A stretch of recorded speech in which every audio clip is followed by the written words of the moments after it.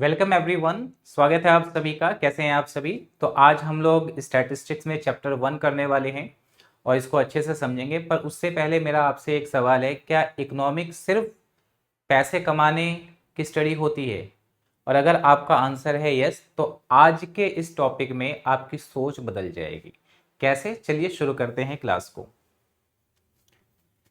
तो देखिए, what is economics. तो इकोनॉमिक्स पर मैंने ऑलरेडी वीडियो बना रखी है, पर आज थोड़ा अलग टाइप से इकोनॉमिक्स की डेफिनेशंस को हम लोग समझेंगे। तो देखिए, हम सबको पता है कि इकोनॉमिक जो वर्ड है वो एक ग्रीक वर्ड से डिराइव हुआ है और वो वर्ड है आइकोज नोमोज। ठीक है, तो इसमें आइकोज का मतलब होता है हाउस होल्ड और नोमोज का मतलब होता है मैनेजमेंट। तो इकोनॉमिक्स क्या बन गया? हाउस होल्ड मैनेजमेंट बन गया कि एक घर का जो मैनेजमेंट है वो हस्बैंड और वाइफ दोनों करते हैं। हस्बैंड बाहर से कमा कर लाते हैं और वो वाइफ को देते हैं, और वाइफ जो है उसको उस पैसे को एलोकेट करती है। मतलब आप कह सकते हो रेंट पे हो, बच्चों की पढ़ाई पे हो गया, ट्यूशन फीस हो गया, फूड पे हो गया। तो इस तरीके से अलग अलग, मतलब आप कह सकते हो कि एलोकेशन हो रहा है किसका? इनकम का। और इनकम का एलोकेशन मतलब खर्च हो रहा है। तो उस तरीके से हाउस होल्ड का क्या होता है? मैनेजमेंट होता है। तो इस पर डिटेल वीडियो मैंने ऑलरेडी बना रखी है, उसका लिंक मैं डिस्क्रिप्शन में दे दूंगा। ठीक है, तो यहां पर कुछ हमें इकोनॉमिक्स की डेफिनेशन समझनी है। ठीक है, डेफिनेशन का मतलब है कि परिभाषाएं कि अलग अलग इकोनॉमिक्स आएंगे और अपनी अपनी बात रखेंगे कि उन एक इकोनॉमिक्स की जो अंडरस्टैंडिंग है वो दूसरे इकोनॉमिक्स से अलग हो सकती है। और इस पर क्यों ऐसा होता है, मैंने एक डिटेल वीडियो ऑलरेडी बना रखी है। ठीक है, तो मैं ज़्यादा डिस्कस नहीं कर रहा। तो हम लोग इन सब के बारे में, इन सब की जो डेफिनेशन है इकोनॉमिक्स की, उसको समझने वाले हैं। तो सबसे पहले समझते हैं हम लोग मिस्टर एडम स्मिथ को। ठीक है, तो इन्होंने इकोनॉमिक्स को वेल्थ ऑफ नेशन के तौर पर डिफाइन किया। Wealth of nation. ठीक है, तो इकोनॉमिक्स को क्या कहा इन्होंने कि economics is the science of wealth. अब यहां पर ध्यान रखना कि वेल्थ का मतलब यहां पर ये नहीं है कि आपके पास कमरा भर के पैसा हो। यहां पर वेल्थ का मतलब है कि ह्यूमन जो है अपने वांट्स को सेटिस्फाई कितना कर पा रहा है। ठीक है, तो it studies how nation create wealth through production, trade and division of labour. ठीक है, तो एक नेशन जो है वेल्थ कैसे क्रिएट कर पा रहा है? Production, trade and division of labour. ठीक है, अब कुछ इंपॉर्टेंट फैक्ट जान लेते हैं कि जो एडम स्मिथ है इनको क्या कहा जाता है? फादर ऑफ इकोनॉमिक्स कहा जाता है और फाउंडर कहा जाता है किसका? क्लासिकल इकोनॉमिक्स का। ठीक है, इन्होंने एक बुक लिखी, an inquiry into the nature and cause the wealth of nation. और इसके अंदर इन्होंने एक थॉट दिया किसका? लेसेस फेरी का। इसका मतलब होता है कि मार्केट को फ्री छोड़ देना चाहिए। जब मार्केट को फ्री छोड़ेंगे तो मार्केट के बीच कंपटीशन होगा। कंपटीशन के डेवलपमेंट से लोगों को बहुत सारे चॉइसेस मिलेंगे, क्वालिटी अच्छी होगी, प्राइसेस रिड्यूस होंगे। ठीक है, तो इन्होंने कहा कि भाई जितना कम हो सके उतना कम गवर्नमेंट का इंटरवेंशन होना चाहिए। तो इनका क्या बिलीव था भाई? सेंट्रल एम क्या था? Creation of wealth. तो होप सो कि एडम स्मिथ आपको बिल्कुल समझ आ गया होगा। ठीक है, नेक्स्ट हम लोग बढ़ते हैं अल्फ्रेड मार्शल पे। तो देखो, उन्होंने वेल्थ पर बात की, इन्होंने वेलफेयर पे बात की कि इन्होंने कहा कि भाई वेल्थ ही सब कुछ नहीं होता है, वेलफेयर भी होता है। तो इन्होंने वेलफेयर वाली डेफिनेशन दी। किसने? अल्फ्रेड मार्शल ने। द स्टडी ऑफ, ये मैन किंग नहीं है, मैन काइंड है, in ordinary business of life. ठीक है, तो economics is the study of mankind in the ordinary business of life. It examines how individuals and societies earn and use resources to promote welfare. तो इन्होंने कौन सी definition दी भाई? Welfare वाली definition दी बच्चों। ठीक है, तो कुछ इंपॉर्टेंट फैक्ट देख लेते हैं। इनकी बुक का नाम है प्रिंसिपल ऑफ इकोनॉमिक्स। तो इन्होंने फोकस कहां से बदल दिया भाई? वेल्थ से वेलफेयर पे। ठीक है, और emphasize micro economics which studies the behaviour of individual consumers and firm. तो आप देखोगे कि अल्फ्रेड मार्शल के बारे में आप चैप्टर 2 यूटिलिटी में पढ़ते हो। इसके अंतर्गत कार्डिनल अप्रोच ऑफ यूटिलिटी में। तो ये अल्फ्रेड मार्शल हैं। ठीक है, चलिए तो हम लोग आगे बढ़ते हैं अब। तो नेक्स्ट है लियोनेल रॉबिन्स। इन्हें भी आप लोग देख लो अच्छे से। ठीक है, तो एक डेफिनेशन बार बार आप किताबों में पढ़ते हो, स्कैरसिटी ऑफ रिसोर्सेज। जब आपसे डेफिनेशन पूछा जाता है इकोनॉमिक्स का तो मोस्टली बच्चे यही डेफिनेशन देते हैं, स्कैरसिटी ऑफ रिसोर्सेज, कि economics is the study of scarcity of resources. तो किसकी डेफिनेशन है? रॉबिन्स की है। ठीक है, तो economics is the science which studies human behaviour as a relationship between ends. तो एंड्स का मतलब क्या हो गया? अनलिमिटेड वांट्स हो गया। And scarce resources, scarce resources का मतलब क्या हो गया? कि लिमिटेड रिसोर्सेज हो गए। And which have alternative uses. तो रिसोर्सेज का आपके पता है कि दो फीचर्स होते हैं, कि रिसोर्सेज लिमिटेड होते हैं और उनके अल्टरनेटिव यूजेस होते हैं। इंपॉर्टेंट फैक्ट क्या है? तो स्कैर्सिटी डेफिनेशन दी, ठीक है, problem of choice and scarcity of resources. ठीक है, अपॉर्चुनिटी कॉस्ट एक बहुत बड़ा कंसेप्ट है जिसको हम लोग अपने रियल लाइफ में बहुत ज़्यादा यूज़ करते हैं। ठीक है, तो वो कंसेप्ट किसने दिया था? इन्होंने दिया था। Economics is not merely concern with the wealth और वेलफेयर, कि सिर्फ वेल्थ और वेलफेयर से कंसर्न नहीं है, but making rational choices under condition of scarcity, कि जब आपके पास कमी होती है किसी भी चीज की लाइफ के अंदर तो उस सिचुएशन में आप कैसे लॉजिकल डिसीजन लेते हो, रेशनल डिसीजन लेते हो, उस पर बात की इन्होंने। ठीक है, तो होप्सो कि ये बात समझ आपको आ गई होगी। ठीक है, और पूरा डिस्कशन मैंने कर रखा है central problem of an economy में, माइक्रो इकोनॉमिक्स के अंदर, इनके बारे में। ठीक है, इनके बुक का नाम है an essay on the nature and significance of economic science. चलो नेक्स्ट हम लोग बढ़ते हैं, और नेक्स्ट है, इन्हें भी देख लो आप, पॉल सैमुअल्सन। तो इन्होंने ग्रोथ ओरिएंटेड डेफिनेशन दी, किसकी? इकोनॉमिक्स की ग्रोथ ओरिएंटेड डेफिनेशन दी। तो इन्होंने क्या कहा कि economics is the study of how people and society choose, कि पीपल और सोसाइटी कैसे चूज करती है, जिसमें पैसे से और बिना पैसे से। ठीक है, कि देखो पैसे से तो आप फूड खरीद सकते हो, कहीं ट्रैवल कर सकते हो, ठीक है, या कहीं पहाड़ों पे घूमने चले गए, पर बिना पैसे के क्या मिलेगा आपको? तो आपको प्यार मिल सकता है बिना पैसे के। आप कहोगे नहीं सर, आज के ज़माने में प्यार नहीं मिलता है। आप जो है क्या कह सकते हो, पर्सनल अटेंशन मिल सकता है आपको फैमिली मेम्बर से, एक इमोशनली अटैच हो सकते हो। तो ये बिना पैसे से क्या होता है? इमोशनल होता है।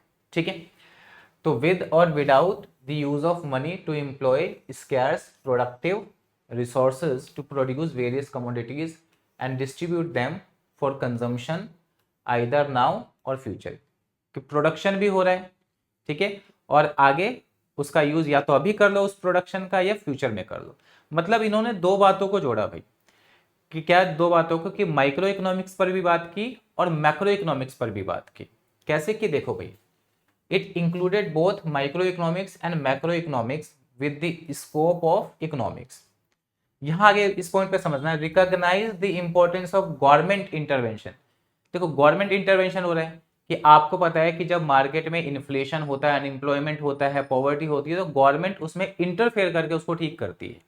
तो उस पर इन्होंने बात की। ठीक है, और इनकी बुक कौन सी है? इंट्रोडक्टरी एनालिसिस है। ठीक है, और नेक्स्ट स्लाइड में हम लोग इंडिया के Nobel prize winner Amartya Sen के बारे में बात कर रहे हैं। ठीक है, इन्होंने इकोनॉमिक डेवलपमेंट जैसे कंसेप्ट पर बात की, मतलब जो क्वालिटेटिव चेंजेस होता है, और क्वालिटेटिव चेंजेस क्या होना चाहिए? पॉजिटिव होना चाहिए। तो चलिए हम लोग समझते हैं किसको? अमर्त्य सेन को।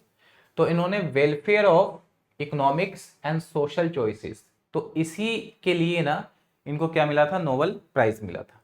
ठीक है, तो इन्होंने इकोनॉमिक्स के बारे में क्या कहा कि economics is concern with enhancing freedom, कि लोगों के पास कितनी फ्रीडम है चॉइसेस के लिए, and capabilities that is real opportunities people have to improve their lives, कि पीपल को भाई अपनी कैपेबिलिटीज को इंप्रूव करना है।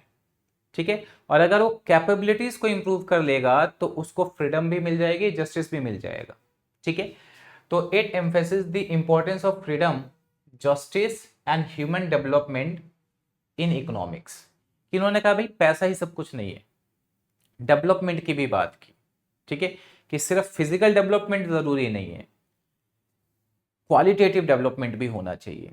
ठीक है, तो introduce the capability approach, capabilities पे बात की इन्होंने, कि इन्होंने कहा कि भाई एक देश के अंदर कैपेबिलिटीज इंक्रीज होनी चाहिए, और वो कैसे इंक्रीज होगी, एजुकेशन पे खर्च होगा, हेल्थ पे खर्च होगा, इंफ्रास्ट्रक्चर पे खर्च होगा, वो सब। तो introduce the capability approach which states that economic development should expand people's ability and choices, not merely income. तो पीपल की कैपेबिलिटीज क्या होनी चाहिए, इंक्रीज होनी चाहिए। Argue that poverty is deprivation of capabilities not lack of money, कि जो poverty है वो किसकी वजह से रहती है, कि कैपेबिलिटीज अगर इंक्रीज नहीं होगी तो पॉवर्टी रहेगी ही रहेगी। ठीक है, तो receive the Nobel prize in economics in 1998, किसके लिए, welfare of economics and social choice theory के लिए। तो होप सो कि इतनी सारी डेफिनेशंस आप लोग बिल्कुल अच्छे से समझ गए होंगे, और अगर वीडियो पसंद आती है तो वीडियो को लाइक कर देना, चैनल को सब्सक्राइब कर देना, अपने दोस्तों के साथ शेयर कर देना। नेक्स्ट हम लोग समझते हैं economic and non economic activities. देखो चैप्टर 1 पे एक और वीडियो लेकर आऊंगा जो कंप्लीटली स्टैटिस्टिक्स का ओरिजिन हो गया, स्टैटिस्टिक की इंपॉर्टेंस हो गई, लिमिटेशंस हो गई, उन सब पर बात करूंगा। ठीक है, तो नेक्स्ट है economic and non economic activities. ये आप लोग कई बार पढ़ चुके हो। ठीक है, तो जो मैंने स्टार्टिंग में कहा था उसको थोड़ा सा समझेंगे। तो देखिए क्या है कि जो इकोनॉमिक एक्टिविटीज होती है वो ऐसी एक्टिविटीज होती है जो लाइवलीहुड के लिए किया जाता है। ठीक है, कि मान लो कोई चाय वाला चाय बेच रहा है तो उससे इनकम मिलेगी जिससे वो अपना खर्चा चलाएगा, अपना जीवन जिएगा। ठीक है, एक आप कह सकते हो कि डॉक्टर जो है, डॉक्टर पेशेंट को ट्रीट कर रहा है, उससे फीस ले रहा है। मान लो मैं टीचर हूँ, मैं कहीं पे पढ़ा रहा हूँ, ठीक है, मुझे फीस मिल रही है। तो ये सब कुछ क्या होता है, इकोनॉमिक एक्टिविटीज होता है, मतलब इसमें मनी इन्वॉल्व होता है। तो it involves the production, consumption and distribution of goods and services that have monetary value. तो इसमें क्या होता है, मनी इन्वॉल्व होता है। A doctor treating patient for fees, a factory producing smartphone. तो इन सबसे इनकॉर्डिंग हो रही है। ठीक है, यहाँ पे देख सकते हो आप लोग, क्या देख सकते हो, फ्रूट्स खरीद रहे हैं कोई, तो अर्निंग हो रही है। तो यहाँ पर अब बात आई किसकी, प्रोडक्शन की, प्रोडक्शन, कंजम्पशन और डिस्ट्रीब्यूशन की। तो देखो प्रोडक्शन क्या होता है कि आपको पता है कि जो रॉ मटेरियल को फिनिश गुड्स में कन्वर्ट करे या वैल्यूएबल गुड्स में कन्वर्ट करे, ठीक है, उसको हम लोग क्या बोलते हैं, प्रोडक्शन बोलते हैं। तो it is the process of converting raw material into finish product और वैल्यूएबल गुड्स। एक सिंपल सी बात है कि लैंड, लेबर, कैपिटल, इंटरप्रेन्योर लगा के उसके बदले में जो हमें मिले, ठीक है, उसको हम लोग क्या बोलते हैं, प्रोडक्शन बोलते हैं। और माइक्रो इकोनॉमिक्स के अंदर प्रोडक्शन एक चैप्टर है, तो उसमें कंप्लीट डिस्कशन करूंगा मैं इस पर। दूसरा है कंजम्पशन, कि जो प्रोडक्शन हुआ है जब आप उसको यूज कर लोगे तो वो क्या कहलाएगा, कंजम्पशन कहलाएगा। तो it deals with the use of goods and services for the satisfaction of human wants. ठीक है, अब डिस्ट्रीब्यूशन क्या होता है, तो देखो प्रोडक्शन हुआ, ठीक है, और उसको अलग अलग, मतलब जो फैक्टर ऑफ प्रोडक्शन थे, लैंड, लेबर, कैपिटल, इंटरप्रेन्योर। तो लैंड मतलब लैंड ओनर को, ठीक है, लेबर मतलब मजदूर है, इन सबको क्या करना, उसको डिस्ट्रीब्यूट करना, मतलब एलोकेट करना, ये सब। तो it is a process by which the total income generated from the production activities, कि जो आपने प्रोडक्शन किया उस एक्टिविटीज से जो इनकम जनरेट हुई, is shared among different factor of production. Land owners, workers, lenders, इनको शेयर करना ही क्या कहलाता है, डिस्ट्रीब्यूशन कहलाता है। तो होप्स हो कि इकोनॉमिक एक्टिविटीज आपको बिल्कुल अच्छे से समझ आ गई होगी। नेक्स्ट हम लोग बात करने वाले हैं नॉन इकोनॉमिक एक्टिविटीज की। ठीक है, किसकी, नॉन इकोनॉमिक एक्टिविटीज की। तो इसमें मनी इन्वॉल्व नहीं होता है। इसमें क्या होता है कि ये किससे मोटिवेटेड होता है, love, affection, social duty, morality, इनसे इंस्पायर्ड होता है। तो जो एक्टिविटीज मनी को इन्वॉल्व किए बिना किया जाए उसे हम लोग नॉन इकोनॉमिक एक्टिविटीज कहते हैं। जैसे मान लो अपने दोस्तों के साथ क्रिकेट खेलने चले गए, ठीक है, इस तरीके की जो एक्टिविटीज हैं। या मान लो कि आप रास्ते में चल रहे हो, कोई बैगर दिखा, आपने उसको कुछ आंख बंद करके पैसे दे दिए। ठीक है, तो यहाँ पर कुछ डिफरेंस है भाई, मीनिंग। तो मीनिंग पर हम लोगों ने बात की कर ली। पर्पस क्या होता है, to earn income and create wealth, किसका, इकोनॉमिक एक्टिविटीज का। और इसका क्या होता है, to achieve social, emotional and personal satisfaction. और इम्पैक्ट क्या होता है इसका इकोनॉमी पे, तो देखो इकोनॉमिक एक्टिविटीज को जीडीपी में इंक्लूड किया जाता है। तो ये देश के अंदर जो इकोनॉमिक डेवलपमेंट है उसमें हेल्प करता है। नॉन इकोनॉमिक एक्टिविटीज को जीडीपी के अंदर क्या नहीं किया जाता, इंक्लूड नहीं किया जाता, बट ये सोशल रिलेशनशिप को क्या करता है, मजबूत बनाता है। ठीक है, तो होप्स हो कि इकोनॉमिक नॉन इकोनॉमिक एक्टिविटीज समझ आ गया होगा। एग्जांपल्स आप देख लेना, पीछे मैंने इकोनॉमिक एक्टिविटीज का भी दे दिया है, यहाँ पर नॉन इकोनॉमिक का भी दे दिया है। तो एक चौथा पॉइंट इसमें क्या बन सकता है, एग्जाम्पल्स का बन सकता है। अब नेक्स्ट जो लास्ट है वो हम लोग टर्मिनोलॉजी पे बात कर लेते हैं। तो देखो कंज्यूमर क्या होता है, तो कंज्यूमर कौन है, जो किसी प्रोडक्ट या किसी सर्विस को यूज करता है। सेलर कौन है, तो जो गुड्स एंड सर्विसेज को सेल करता है, बेचता है, वो सेलर है। प्रोड्यूसर कौन है, तो जो प्रोड्यूस करता है, जो गुड्स को क्या करता है या सर्विसेज को प्रोवाइड करता है, उसको हम क्या बोलते हैं, प्रोड्यूसर बोलते हैं। एम्प्लॉई कौन है, कि मान लो आप किसी अदर पर्सन के लिए काम कर रहे हो तो आप एम्प्लॉई कहलाओगे। एम्प्लॉयर कौन होता है, कि जो किसी को जॉब देता है। ठीक है, तो वो कौन होगा, एम्प्लॉयर होगा। और इसके स्टडी मटेरियल के लिए डिस्क्रिप्शन में लिंक है, वहाँ से आप हमारे टेलीग्राम चैनल को ज्वाइन कर लेना, वहाँ से आपको ये सारी स्टडी मटेरियल मिल जाएंगे।